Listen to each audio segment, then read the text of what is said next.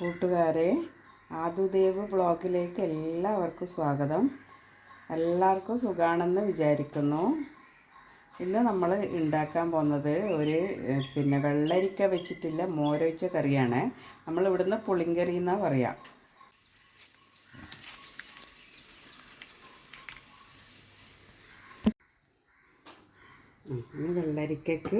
വെള്ളരിക്ക ഞാൻ എന്താ തൊലി കളഞ്ഞ് കട്ട് ചെയ്ത് വെച്ചേ. ഇനി ഇതിലേക്ക് ഒരു 1/2 ടീസ്പൂണ് മഞ്ഞളാണ് വേണ്ടത്. 1/2 ടീസ്പൂണ് മഞ്ഞളും പിന്നെ പാകത്തിനുള്ള ഉപ്പും ഇട്ടിട്ട് വെള്ളം ഒഴിച്ച് അടുപ്പത്ത് വെക്കണം.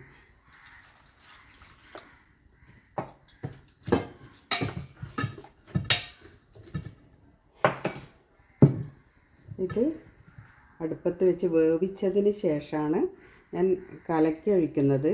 ഈ തേങ്ങയാണ്, ഒരു മുറി തേങ്ങ, കുറച്ച് ജീരകം, ഒരു ചെറിയ പീസ് ഇഞ്ചി, 2-3 വെളുത്തുള്ളി, പിന്നെ പച്ചമുളക്.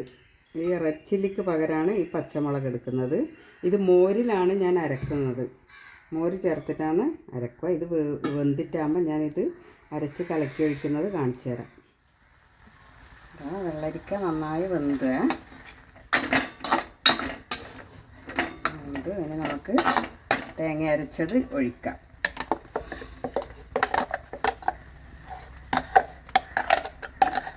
ചൂടുവെള്ളമാണ് ഞാൻ ഒഴിക്കുന്നത്. അടുപ്പത്ത് വെച്ച് വെന്ത് കഴിഞ്ഞാൽ പിന്നെ ഞാൻ പച്ചവെള്ളം ഒഴിക്കില്ല, ചൂടുവെള്ളം തന്നെ ഒഴിക്കുക.